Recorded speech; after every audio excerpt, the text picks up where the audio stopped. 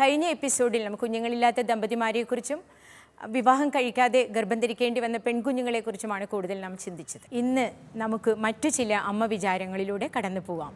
ഇനി ഇതിനോടനുബന്ധിച്ച് നമുക്ക് മക്കളെ ഒരുപാട് 6 മക്കളുള്ള അല്ല 5 മക്കളുള്ള അമ്മമാരാണ് ഇവിടെ ഇരിക്കുന്നത്. ഇവരോട് നമുക്ക് ചോദിക്കാം, ഡോക്ടർ സുമയോട് ചോദിക്കാം, എങ്ങനെയാണ് നമ്മൾ ഈ വിശ്വസ്തതയും പരിശുദ്ധി അല്ലെങ്കിൽ പറയുന്ന വിശുദ്ധി എന്ന് പറയുന്നതൊക്കെ നമ്മുടെ മക്കൾക്ക് ഏത് രീതിയിലൊക്കെ നമുക്ക് പറഞ്ഞു കൊടുക്കുക. കാരണം ഇന്നൊക്കെ എല്ലാ അമ്മമാരും തിരക്കിട്ട് ജീവിതങ്ങൾ അല്ലെങ്കിൽ ഔദ്യോഗികമായ ജീവിതങ്ങളിലൊക്കെ നമ്മൾ പോകുമ്പോൾ ചിലപ്പോൾ നമുക്ക് സമയം കുറവുണ്ടാവാം. കുഞ്ഞുങ്ങളുടെ പറ്റി നല്ല ശീലങ്ങൾ, അവർ നല്ല മൂല്യങ്ങൾ അവർക്ക് പകർന്നു കൊടുക്കാൻ നമുക്ക്, എന്നാൽ പോലും നമ്മളുടെ ഒരു വലിയൊരു റോള് അമ്മയ്ക്കുണ്ട്. കുഞ്ഞുങ്ങളുടെ വളർച്ചയുടെ ഒരു പകുതിയിലേറെ ഒരു പങ്ക് എന്ന് പറയുന്നത് അമ്മയ്ക്ക് തന്നെയാണ്. അപ്പോൾ 6 മക്കളുടെ അമ്മയായ ഡോക്ടറിൻ്റെ അനുഭവങ്ങളൊന്ന് ഷെയർ ചെയ്യാമോ? ഞാനൊരു പീഡിയാട്രീഷ്യനാണ്. സാധാരണ പീഡിയാട്രീഷ്യന്മാരായിട്ട് നമ്മൾ ജോലി ചെയ്യുമ്പോൾ സാധാരണ വലിയ ഹോസ്പിറ്റലുകളൊക്കെ ജോലി ചെയ്താൽ നമുക്ക് കൂടുതൽ സമയം ഇരിക്കേണ്ട വരും, വൈകുന്നേരം ഇരിക്കേണ്ട വരും, രാത്രി കോളൊക്കെ കൂടുതൽ അറ്റൻഡ് ചെയ്യേണ്ടി വരും. ഞാൻ വർക്ക് ചെയ്യുന്ന ഹോസ്പിറ്റലിൽ അവർ സമയമനുസരിച്ചല്ല, നമ്മളുടെ പേഷ്യൻ്റ് അനുസരിച്ച് നമുക്ക് ചെന്നാൽ മതി. ഞാൻ 10 മണിക്കാണ് ഹോസ്പിറ്റലിൽ പോകാറ്. വൈകുന്നേരം 5:30 ആകുമ്പോൾ എനിക്ക് അവിടെ നിന്ന് കഴിഞ്ഞ് പോരാനും സാധിക്കും. അത് കഴിവതും കുട്ടികൾ വീട്ടിലുള്ള സമയത്തൊക്കെ അവിടെ ആയിരിക്കാനുള്ള കൃപ ദൈവം തന്നു. കൂടുതൽ സമയം നമ്മൾ അവിടെ വർക്ക് ചെയ്താൽ കൂടുതൽ പേഷ്യൻസ് വരും, കൂടുതൽ സാലറി കിട്ടും. അപ്പോൾ നമ്മൾ സാമ്പത്തികമായ ഒരു ഉന്നമനം നോക്കാതെ മക്കൾക്കായിട്ട് ജീവിക്കാനായിട്ട് ദൈവം കൃപ തന്നു. ഓരോ തവണ ഡെലിവറിക്ക് പോകുമ്പോഴും ഞാൻ ലോസ് ഓഫ് പേയിലാണ്. പ്രൈവറ്റ് ഹോസ്പിറ്റലാകുമ്പോൾ നമുക്ക് ശമ്പളമൊക്കെ നഷ്ടമാണ്.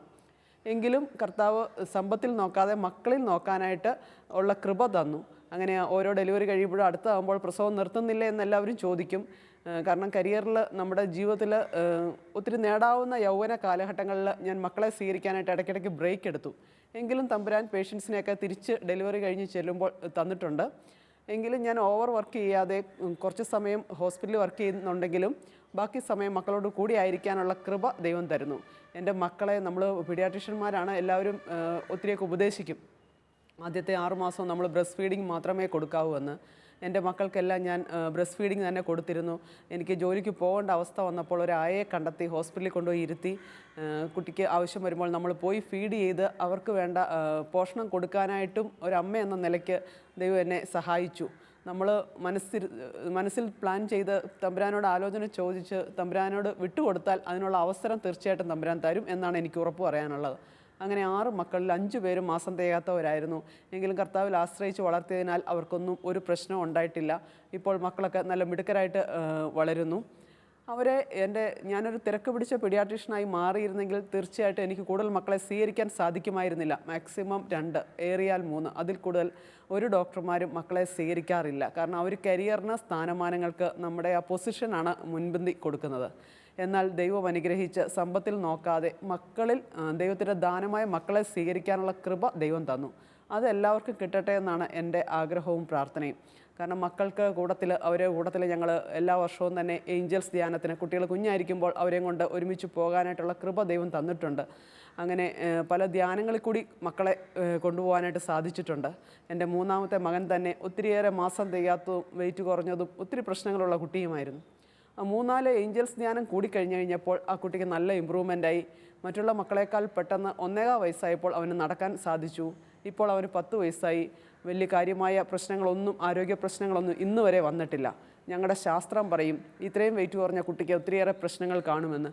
പക്ഷേ പ്രാർത്ഥനയിൽ ആശ്രയിച്ച് വളർത്തിയതിനാൽ ആ കുഞ്ഞിന് ഒരു കുഴപ്പവും ഇപ്പോൾ ഇല്ല. എൻ്റെ മക്കൾക്കെല്ലാം ദൈവം ആരോഗ്യവും കൊടുത്ത് ആവശ്യത്തിന് ബുദ്ധിയും കൊടുത്ത് വളർത്തുന്നതായിട്ടാണ് എനിക്ക് കാണാൻ സാധിച്ചത്. അപ്പോൾ നമ്മൾ എന്തെങ്കിലും പ്രശ്നങ്ങൾ വരുമ്പോൾ നമ്മൾ ദൈവത്തിൽ ആശ്രയിക്കുകയാണ് ഏറ്റവും കരണീയം. കാരണം ശാസ്ത്രത്തിന് പലതും പറയാൻ പറ്റും, പക്ഷേ ശാസ്ത്രത്തെക്കാൾ മുമ്പിൽ നിൽക്കുന്നത് ദൈവത്തിൻ്റെ ശക്തിയും മഹത്വവുമാണ് എന്ന് എൻ്റെ ജീവിതത്തിൽ കൂടി എനിക്ക് നിങ്ങളോടൊക്കെ ഉറപ്പ് പറയാൻ സാധിക്കും. മക്കളെ ദൈവത്തിൽ ആശ്രയിച്ച് വളർത്താനായിട്ടുള്ള കൃപ എല്ലാ അമ്മമാർക്കും കിട്ടട്ടെ എന്ന് ഞാൻ പ്രാർത്ഥിക്കുന്നു. ഇതിനോടനുബന്ധിച്ച് കുട്ടികളുടെ ഇടയിൽ 5 കുട്ടികളുടെ അമ്മയായ ടീച്ചർ ആനി ജോർജ് ടീച്ചറോട് നമുക്ക് ചോദിക്കാം. അതുകൂടാതെ കൗമാരപ്രായക്കാരായ കുട്ടികളെ കൈകാര്യം ചെയ്യുന്ന ടീച്ചറാണ്. ടീച്ചറുടെ അഭിപ്രായത്തിൽ എങ്ങനെയാണ് ഇത്രയും ബിസിയായ ഇന്നത്തെ ഈ ആധുനിക യുഗം, നമ്മൾ പറയുന്ന ഡിജിറ്റൽ ജനറേഷൻ എന്നൊക്കെ നമ്മൾ വിശേഷിപ്പിക്കുന്ന ഇന്നത്തെ ഈ നമ്മൾ പറയുന്ന ഈ ഒരു ജനറേഷനിൽ നമ്മൾക്ക് എങ്ങനെയാണ് അമ്മമാരായ നമുക്ക് കുഞ്ഞുങ്ങളെ വിശ്വസ്തതയിലും വിശുദ്ധിയിലും പരിശുദ്ധിയിലും നല്ല നല്ല മൂല്യങ്ങളോടൊക്കെ നമുക്ക് വളർത്താൻ പറ്റുമെന്ന്? എൻ്റെ സഹപ്രവർത്തകർ സാധാരണഗതിയിൽ എപ്പോഴും എന്നോട് പറയാറുള്ളൊരു കമൻ്റാണ്, ഞങ്ങൾക്ക് 2 മക്കളെ വളർത്താൻ പറ്റുന്നില്ല, പിന്നെ എങ്ങനെയാണ് ഈ 4ഉം 5ഉം മക്കളെയൊക്കെ വളർത്താനായിട്ട് സാധിക്കുന്നതെന്ന് പലപ്പോഴും ചോദിക്കാറുണ്ട്. ഞാൻ ചിന്തിച്ചൊരു കാര്യം, ഇന്നത്തെ കാലഘട്ടം എന്ന് പറഞ്ഞാൽ എല്ലാ മേഖലയിലും QIP പ്രോഗ്രാമുകളുടെ ഒരു കാലഘട്ടമാണ്. Quality improvement programme. ടീച്ചേഴ്സിൻ്റെ ഇടയിലും ബാക്കി എല്ലാ മേഖലയിലും എങ്ങനെ മനുഷ്യരുടെ ക്വാളിറ്റി വർദ്ധിപ്പിക്കാം. നമുക്കറിയാം, ഇന്ന് നമ്മൾ പറയുന്ന കാര്യമാണ്, എവിടെയും മാനുഷിക മൂല്യങ്ങളില്ലാത്തൊരു കാലഘട്ടമാണെന്നൊക്കെ നമ്മൾ പറയും. ഞാൻ മനസ്സിലാക്കിയെടുത്തോളം ഈ വലിയ കുടുംബങ്ങളിൽ പ്രത്യേകിച്ച് നമ്മൾ ട്രെയിനിങ് ഒന്നും കൊടുക്കാതെ തന്നെ കുഞ്ഞുങ്ങൾ ഈ ക്വാളിറ്റി വർദ്ധിക്കുന്നതായിട്ട് ഞാൻ കണ്ടിട്ടുണ്ട്. നമ്മൾ പറയാതെ തന്നെ ഒരു കുഞ്ഞിൻ്റെ എൻ്റെ 5ാമത്തെ കുഞ്ഞിന് ഇപ്പോൾ 7 മാസമാണ്. ആ കുഞ്ഞിൻ്റെ ജനനത്തോടു കൂടി ഞാൻ വീട്ടിൽ കണ്ട ഒരു വൈകാരിക പക്വത, മക്കളിൽ കണ്ട വൈകാരിക പക്വത, അവരുടെ മാനസിക പക്വതയൊക്കെ ഒരുപാട് മാറിയതായിട്ട് കണ്ടു. മൂത്ത മകൻ 10ാം ക്ലാസ്സിലാണ് പഠിക്കുന്നത്. അവനൊരു ടീനേജുകാരനാണ്. ടീനേജുകാരുടെ ഇടയിൽ പൊതുവെ ഉണ്ടാകുന്ന ഒരു ദേഷ്യവും പൊട്ടിത്തെറിയൊക്കെ ഈ കുഞ്ഞ് വന്നതോടുകൂടി അവനിൽ സ്വാഭാവികമായിട്ടും വളരെ വ്യത്യാസപ്പെടുന്നതായിട്ട് കാണാനായിട്ട് സാധിച്ചു. എന്നെ ഏറെ അത്ഭുതപ്പെടുത്തിയ ഒരു സംഭവമാണത്. വളരെ കുഞ്ഞുനാളിലെ തന്നെ സാധിക്കുന്ന എല്ലാ മക്കളെയും 4 മക്കളെയും വിശ്വാസം പരിശീലിപ്പിക്കാനായിട്ട് 1 വർഷം അവരെ KG ക്ലാസ്സുകളിൽ ചേർത്തുന്നതിന് മുമ്പ് 1 വർഷം മുഴുവൻ വചന പഠന പരിശീലനത്തിന് വേണ്ടി അവരെ അയക്കാനായിട്ട് സാധിച്ചിട്ടുണ്ട്. 1 വർഷം മുഴുവൻ വചനം മാത്രം ഈ കുഞ്ഞുങ്ങൾക്ക് ബേസ് ഇട്ട് കൊടുക്കാനായിട്ട് സാധിച്ചിട്ടുണ്ട്. ഇങ്ങനെ നമ്മൾ കുഞ്ഞുനാളിലെ ബേസ് ഇട്ട് കൊടുക്കുമ്പോൾ, വളരെ കുഞ്ഞുനാളിൽ തന്നെ KG ക്ലാസ്സുകളിൽ അവരായി തുടങ്ങുമ്പോൾ തന്നെ എല്ലാ ദിവസവും അവരെ പള്ളിയിൽ കൂടെ കൊണ്ടുപോകാനായിട്ട് പരിശ്രമിക്കാറുണ്ട്.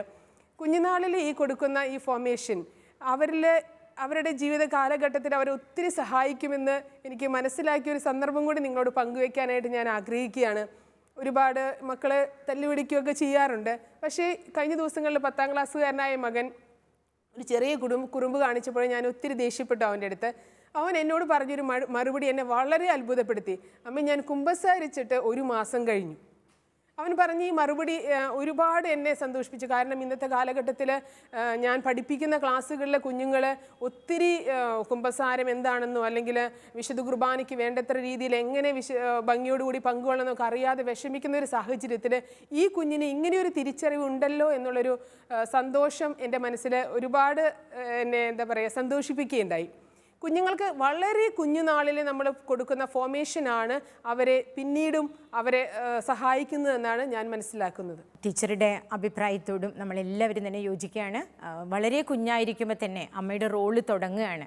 ആ കുഞ്ഞ് ഓരോ കാലഘട്ടങ്ങളിൽ എത്തുമ്പോഴും ഒരമ്മ എത്ര കരുതലോടുകൂടി അവൻ്റെ വളർച്ചയും അവനുണ്ടാകുന്ന മാനസികമായും ശാരീരികമായും വളർച്ചയിലും എത്രത്തോളം നമ്മൾ ശ്രദ്ധിക്കണമെന്നുള്ളതും, അവിടെ നമ്മൾ എന്തെങ്കിലും വീഴ്ച വരുത്തുകയാണെങ്കിൽ അത് ഭാവിയിൽ വീണ്ടും അത് വല്ല പ്രശ്നങ്ങളായി മാറുമെന്നുള്ളതും അതിന് മുൻകരുതലെടുത്ത് ഓരോ അമ്മമാർ പ്രവർത്തിക്കണം. ഇവിടെയും പ്രാർത്ഥനയുടെ ശക്തി, പ്രത്യേകിച്ച് വിശുദ്ധ കുർബാന, കുമ്പസാരം, ഇതൊക്കെ തന്നെ ഈ അമ്മയുടെ വാക്കുകളിൽ നമ്മൾ മനസ്സിലാക്കി. ഇന്ന് നമ്മൾ സമൂഹത്തിൽ കാണുന്ന വേറൊരു പ്രശ്നമാണ് കുഞ്ഞുങ്ങളെ വേണ്ട എന്ന് ദമ്പതിമാർ തീരുമാനം എടുക്കുന്നത്. പുതിയതായിട്ട് വിവാഹിതരാകുന്ന ദമ്പതികൾ കുറച്ച് കാലങ്ങൾ മതി, അല്ലെങ്കിൽ നമ്മൾക്ക് വേണ്ട എന്ന് പറഞ്ഞ വെസ്റ്റേൺ ഒരു ഗ്ലെയറിങ് ഫീച്ചറായിട്ട് നമ്മൾ കാണുന്ന ചൈൽഡ്ലെസ് ഫാമിലീസ്, കുഞ്ഞുങ്ങളില്ലാത്ത കുടുംബം, ലിവിങ് ടുഗദർ. വീണ്ടും നമ്മൾ പറയാം, ലിവിങ് ടുഗദർ എന്ന് പറയുന്നതും ഈ കുഞ്ഞുങ്ങൾ വേണ്ട എന്ന് പറയുന്ന ഒരുപാട് തരം അങ്ങനെയുള്ള ഈ ആധുനിക ലോകത്തെ, ഡിജിറ്റൽ ആയിട്ടുള്ള യുഗത്തിൽ നമ്മൾ കാണുന്ന ഒരുപാട് പ്രശ്നങ്ങൾ ഇന്ന് നമ്മുടെ സമൂഹം ഫേസ് ചെയ്യുന്നുണ്ട്.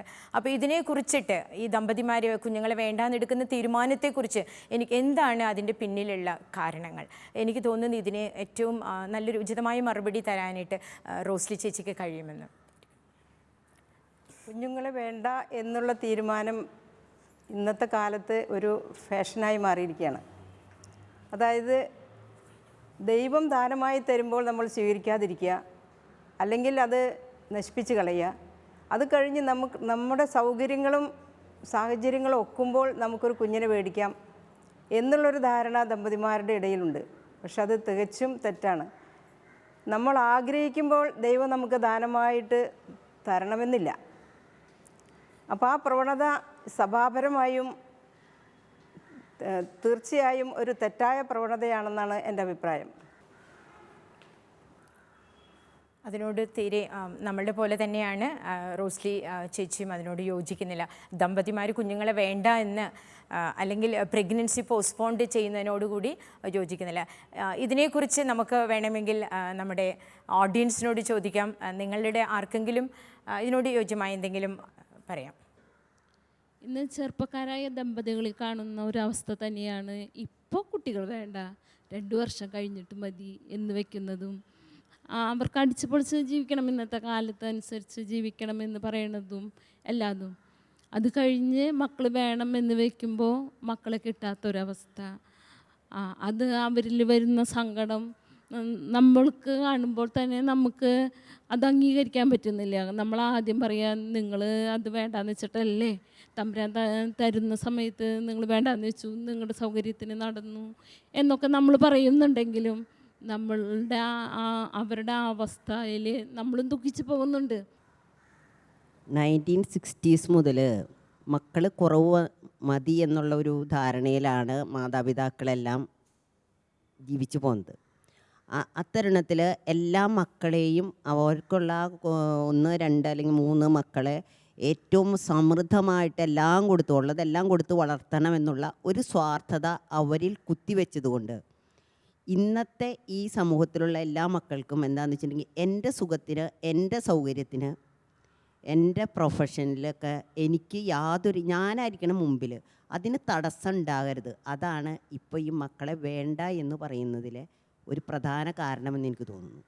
കാരണം ഈ ഇന്നത്തെ നല്ല ഓരോ ജോലിയിലും പറയുന്ന കാര്യത്തിൽ എന്താണെന്ന് വെച്ചാൽ, ചില ജോലികളിൽ തന്നെ പറയുമ്പോൾ 1 or 2 വർഷം കഴിഞ്ഞിട്ടേ മാരേജ് അല്ലെങ്കിൽ ഡെലിവറി പാടുള്ളൂ എന്നൊക്കെ പറയുന്ന ചില കമ്പനികളുണ്ടെന്ന് വരെ പറയുന്നു.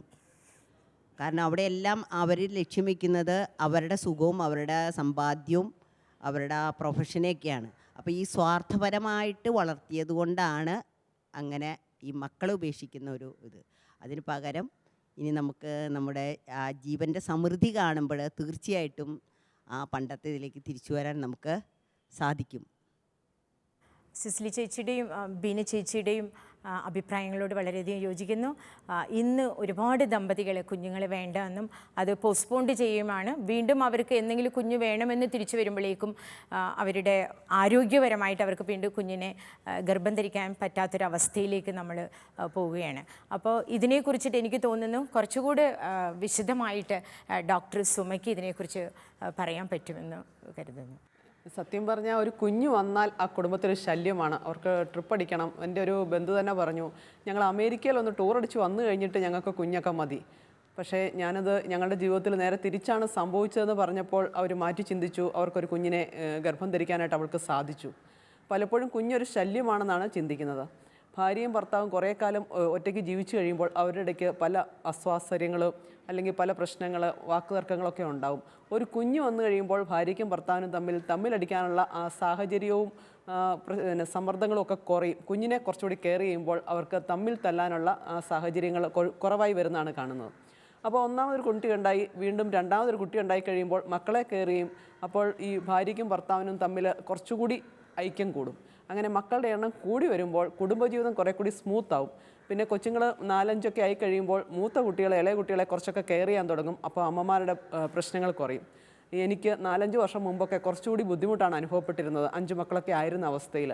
പക്ഷേ ഇപ്പോൾ എനിക്ക് 6ാമത്തെ കുട്ടിയായി, മൂത്ത മക്കളൊക്കെ വലുതായപ്പോൾ എൻ്റെ വീട്ടിലെ ഭാരങ്ങളും പ്രശ്നങ്ങളും കുറയുകയാണ് എനിക്ക് ചെയ്തിരിക്കുന്നത്. മക്കളുടെ എണ്ണം കൂടുന്തോറും നമ്മുടെ കുടുംബത്തിലെ പ്രശ്നങ്ങൾ കുറയും, മക്കൾ തമ്മിലുള്ള ഐക്യം കൂടും, ഭാര്യയും ഭർത്താവും തമ്മിലുള്ള പ്രശ്നങ്ങൾ കുറയും, കുടുംബജീവിതം കുറേ കൂടി സ്മൂത്താവും. അതുകൊണ്ട് മക്കളുടെ എണ്ണം കൂടുമ്പോൾ മനുഷ്യ വിചാരിക്കുന്നത് പോലല്ല. ഞങ്ങൾ പുറത്തൊക്കെ പോകും, എവിടെയെങ്കിലും യാത്രയൊക്കെ ചെയ്ത് കഴിയുമ്പോൾ ഒരു ഹോട്ടലിലൊക്കെ കയറുകയാണെങ്കിൽ എല്ലാവരും നമ്മളിങ്ങനെ അന്തിച്ചു നോക്കും. ഇത്രയും മക്കൾ ഒരുമിച്ച് ഒരു ടേബിളിൽ ഇരിക്കുക, പിള്ളേർ തമ്മിൽ കളിയും ബഹളവും ഒക്കെയാണ്. തൊട്ടപ്പുറത്തിരിക്കുന്ന ഒരു കുടുംബത്തിൽ ന്യൂക്ലിയർ കുടുംബമാണ്, 2 മക്കൾ കാണും. മോൻ്റെ കയ്യിൽ ഒരു ടാബ്ലറ്റ്, മോളുടെ കയ്യിൽ ഒരു മൊബൈൽ, രണ്ടുപേരും അതിൽ കുത്തി കളിക്കുകയാണ്. ഞങ്ങളുടെ അവിടെ ആകെ ഒരു മൊബൈൽ കയ്യിൽ കാണും, പക്ഷേ പിള്ളേർക്ക് കളിക്കാൻ ഒരാൾക്കായിട്ട് കൊടുത്താൽ വഴക്കുണ്ടാകും. അതുകൊണ്ട് ആർക്കും കളിക്കാൻ കൊടുക്കുകയില്ല. പിള്ളേർ തമ്മിൽ അങ്ങോട്ടും ഇങ്ങോട്ടും കുറേ കൂടി ഇൻട്രാക്ട് ചെയ്യാനായിട്ടാണ് ആ അവസരം വിനിയോഗിക്കാറ്. അപ്പം പിള്ളേർക്ക് കുറേ കൂടി സ്നേഹവും സൗഹൃദവും ഒക്കെ പുറത്തോട്ടുള്ളൊരു യാത്രയ്ക്ക് തന്നെ കൈവരുന്നതായിട്ടാണ് കാണുന്നത്. ഭാര്യയ്ക്കും ഭർത്താവിന് പണ്ടൊക്കെ ഞാൻ എൻ്റെ മോൻ കുഞ്ഞായിരുന്നപ്പം മോനെ എല്ലാ സ്ഥലത്തേക്ക് ഓടി നടക്കുമ്പോൾ ഞാൻ പുറകെ ഓടേണ്ട വരുമായിരുന്നു. അവൻ എന്തെങ്കിലും അപകടത്തിൽ ചെന്ന് ചാടുമോ എന്നൊക്കെ നമുക്ക് ടെൻഷനാണ്. അപ്പോൾ അമ്മ എന്നുള്ള നിലയ്ക്ക് എൻ്റെ കണ്ണ് എല്ലായിടത്തും പായേണ്ടി വരും. ഇപ്പോൾ മക്കൾ മുതിർന്നു കഴിഞ്ഞപ്പോൾ അവർ പുറകെ ഓടും. ഇനി ഞാനില്ലാത്ത അവസ്ഥയിൽ എൻ്റെ ഭർത്താവിനെ പലപ്പോഴും പറഞ്ഞിട്ടുണ്ട്, ഞാൻ കൂട്ടത്തിലില്ലെങ്കിൽ മൂത്ത മകളൊക്കെ കൂടുതൽ കെയർ ചെയ്യും, എന്നെ കണ്ടു കഴിഞ്ഞാൽ അത്രയും കെയർ ചെയ്യില്ല, അപ്പോൾ നമ്മൾ കുറച്ച് കെയർ ചെയ്യാനുണ്ടല്ലോ എന്ന്. അപ്പോൾ അവർ അപകടമായ ഒരു അവസ്ഥയിലേക്ക് നടന്നു നീങ്ങുക, അല്ലെങ്കിൽ ഒരു കറണ്ട് അല്ലെങ്കിൽ വെള്ളം അങ്ങനെയുള്ള സ്ഥലങ്ങളിലേക്കൊക്കെ പോയാൽ മൂത്ത മക്കൾ കെയർ ചെയ്യുമ്പോൾ നമുക്ക് അത്രയും കുറച്ചുകൂടി ബാധ്യത കുറയും, പ്രശ്നങ്ങൾ കുറയും.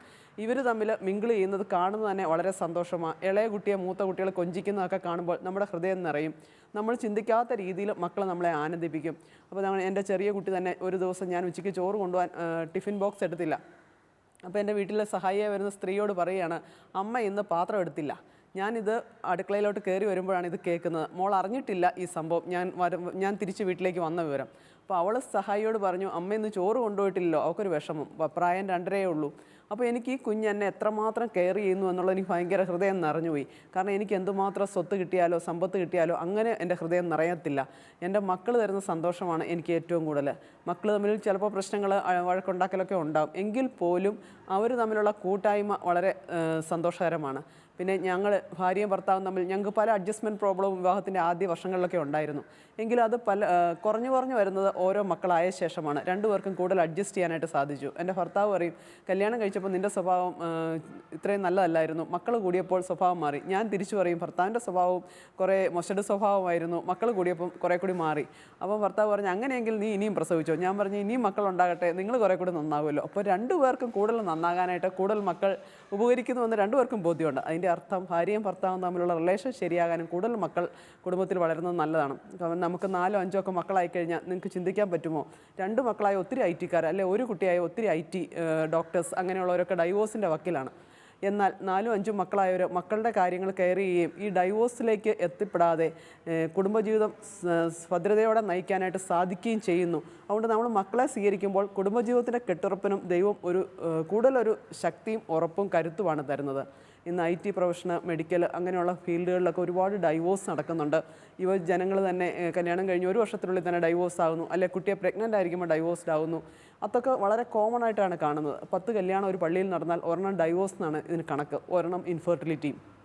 അതുപോലെ ഡൈവോഴ്സ് ഇൻഫെർട്ടിലിറ്റിയും കൂടി വരുന്ന ഈ കാലഘട്ടത്തിൽ നമുക്ക് ദൈവം തരുന്ന യൗവനത്തിൽ തരുന്ന മക്കളെയൊക്കെ സ്വീകരിക്കുക. ആ മക്കളെ കൊണ്ട് നമ്മുടെ കുടുംബം നിറയ്ക്കുക. നമ്മുടെ കുടുംബത്തിൽ സന്തോഷവും സമാധാനവും കൂടും. നമ്മൾ സ്വത്തിലല്ല നോക്കേണ്ടത്. മക്കളെ തരുന്ന ദൈവം അവരെ വളർത്താനായിട്ടുള്ള ആവശ്യമായിട്ടുള്ളതെല്ലാം തരും. അതിന് നമുക്ക് യാതൊരു സംശയവും വേണ്ട. നമ്മളൊക്കെ ചിന്തിക്കും, എനിക്ക് സ്വത്ത് കിട്ടി, അല്ലെങ്കിൽ നമ്മൾ നല്ല വീട് വെച്ചു, സ്വന്തമായിട്ട് വീട് വാങ്ങി, കാറ് വാങ്ങി, അതിനുശേഷം മക്കളെ സ്വീകരിക്കാം. പക്ഷേ നമ്മൾ മക്കളെ സ്വീകരിച്ചോ പടിപടിയായി ദൈവം നമ്മളെ അനുഗ്രഹിക്കും. എൻ്റെ 3ാമത്തെ മോൻ്റെ കാര്യം ഞാൻ നിങ്ങളോട് പങ്കുവെച്ചു. ഒത്തിരി പ്രശ്നങ്ങളൊക്കെ ഉണ്ടായിരുന്നതാണ്. മാസം തികയാത്തും ബുദ്ധി കുറവായിട്ടും ഒക്കെ ജനിച്ച കുഞ്ഞാണ്. ആ കുഞ്ഞ് പഠിക്കേണ്ട അവസ്ഥയായപ്പോൾ ആ സ്ഥലത്തേക്ക് തമ്പുരാൻ ഒരു മോണ്ടിസോറി സിസ്റ്റമുള്ള സ്കൂളിൽ കൊണ്ടുവന്നു. ഞങ്ങൾ മകനെ അവിടെ ചേർത്തു. ആ കുട്ടിക്ക് അത് പഠിക്കാൻ എളുപ്പമായി. ഇപ്പോൾ അവൻ 4ാം ക്ലാസ്സിലായി. ആ കുട്ടിയെ കരുതാനായിട്ട് ദൈവത്തിന് അവിടെ ഒരു മോണ്ടിസോറി സ്കൂൾ തുടങ്ങാൻ സാധിച്ചു. അത് നമ്മൾ വിശ്വസിക്കണം. നമ്മുടെ മക്കളെ എങ്ങനെ കെയർ ചെയ്യണം ദൈവത്തിന് അനാദിയിലെ പ്ലാനുണ്ട്. ഞങ്ങൾക്കത് അറിഞ്ഞുകൂടായിരുന്നു. കർത്താവ് അവിടെ ഒരു മോണ്ടിസോറി സ്കൂൾ സ്ഥാപിച്ച് ഞങ്ങൾക്ക് അവിടെ വിടാൻ സാധിക്കുമെന്ന്. അതൊക്കെ ദൈവത്തിൻ്റെ പരിപാലന ഓരോ സമയങ്ങളിലാണ് നമുക്ക് വെളിപ്പെട്ട് കിട്ടുന്നത്. നമ്മളൊക്കെ പറയും, ഒരു ദൂരെയുള്ള സ്ഥലത്തേക്ക് എനിക്ക് രാത്രി പോകാൻ വഴി അറിയില്ല, കയ്യിൽ ടോർച്ച് കൊണ്ട് അത്ര ദൂരെ സഞ്ചരിക്കാൻ സാധിക്കുമോ എന്ന്. പക്ഷെ നമ്മൾ ഓരോ സ്റ്റെപ്പും ഈ ടോർച്ച് വെളിച്ചത്തിൽ പോയി കഴിഞ്ഞാൽ നമുക്ക് ആ ഉദ്ദിഷ്ട സ്ഥാനത്ത് സമയത്തെത്താൻ പറ്റും. നമ്മൾ ഫുൾ വഴി നമുക്ക് അറിഞ്ഞിരിക്കേണ്ട ആവശ്യമില്ല. നമുക്കൊരു 1 സ്റ്റെപ്പ് അറ്റ് എ ടൈം. ബാക്കി കർത്താവ് നമ്മളെ ഗൈഡ് ചെയ്തോളും. നമ്മൾ മക്കളെ സ്വീകരിക്കുക, അപ്പോൾ അതിനാവശ്യമുള്ളതൊക്കെ തരും. ചിലരൊക്കെ പറയുന്നുണ്ട്, ഞങ്ങൾക്ക് 3 മക്കളായി, ഞങ്ങൾക്ക് ഇപ്പം തന്നെ ഞങ്ങളുടെ സ്കൂളിലെ ഫീസ് അടയ്ക്കാൻ സാധിക്കുന്നില്ല, അല്ലെങ്കിൽ മക്കളെ കെയർ ചെയ്യാൻ പറ്റുന്നില്ല, ഞങ്ങളുടെ വീട്ടിലെ ബജറ്റ് ഒത്തുപോകുന്നില്ല എന്ന്.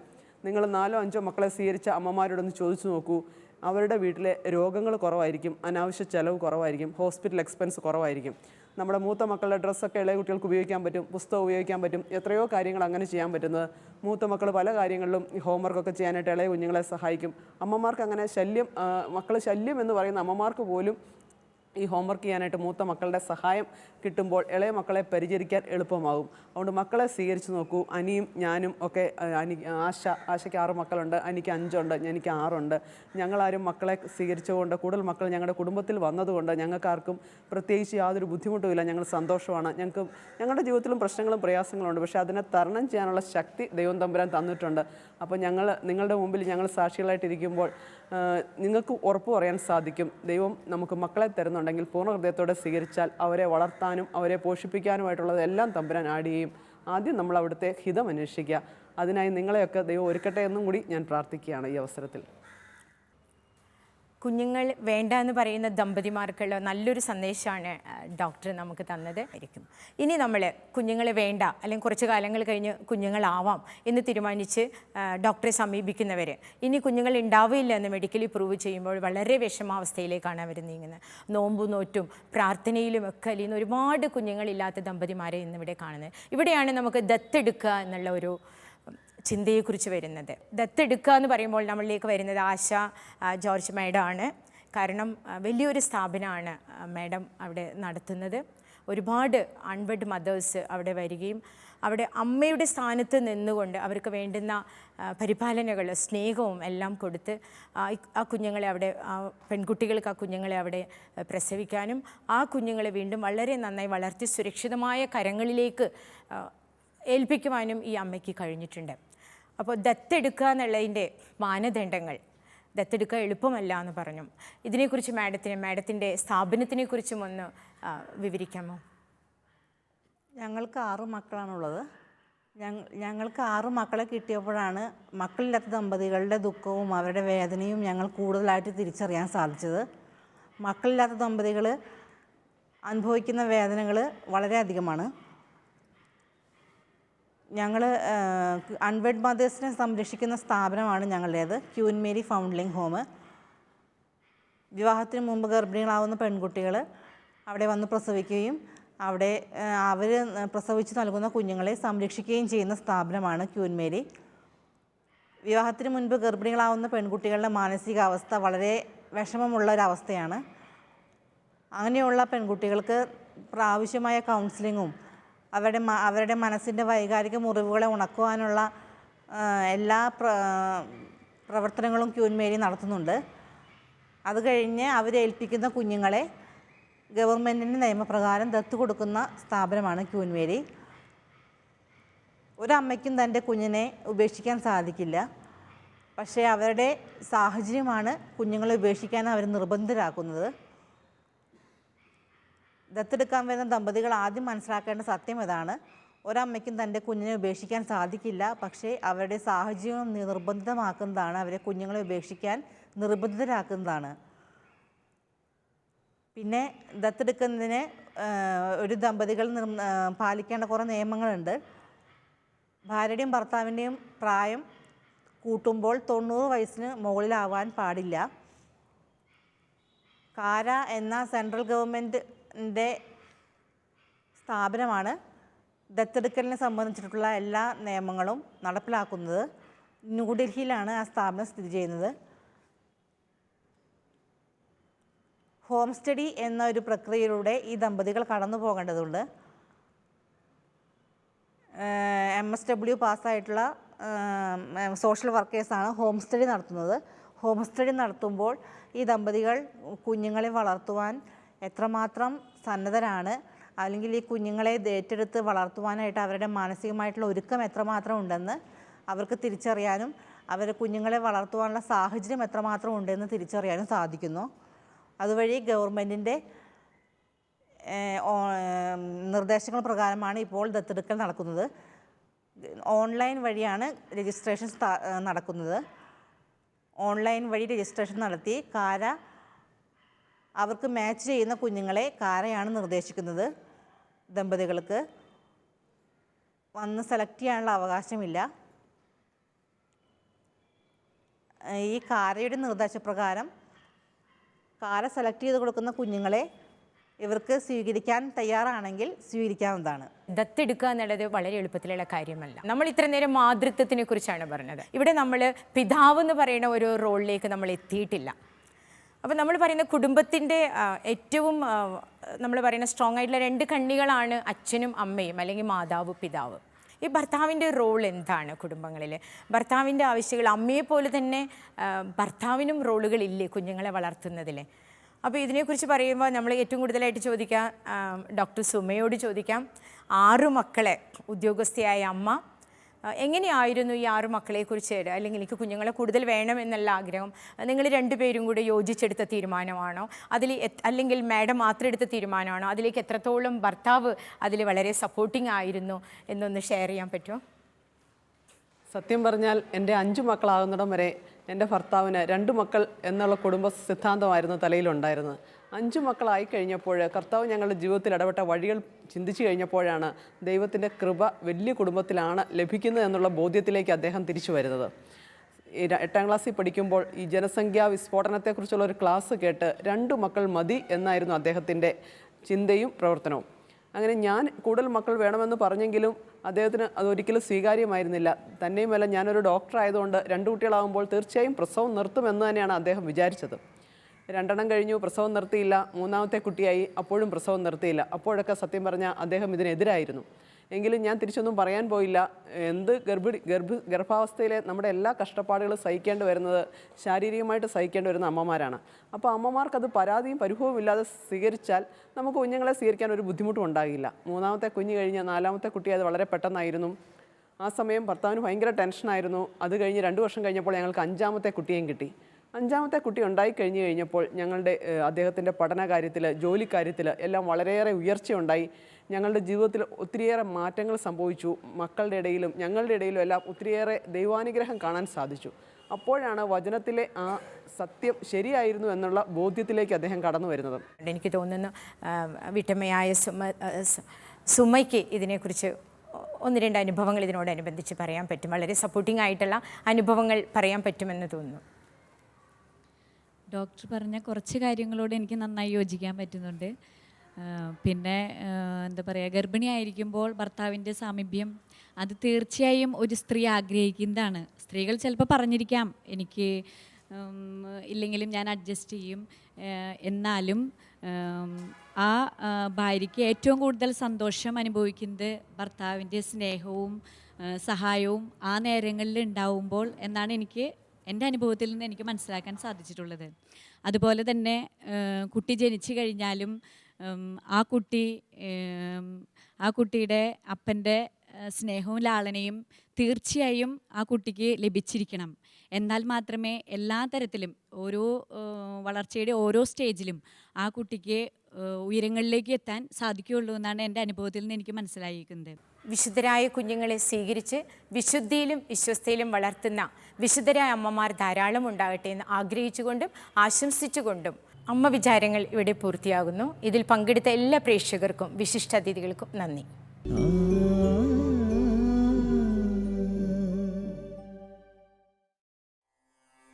മാതൃത്വം മഹത്വമല്ലേ, അമ്മ കൺകണ്ട് ദൈവമല്ലേ, ഉദരത്തിൽ ഉരുവാകും ഓരോ ജീവനും ഒരു കോടി അനുഗ്രഹ നിർജ്ജരി, ഒരു കോടി അനുഗ്രഹ നിർജ്ജരി.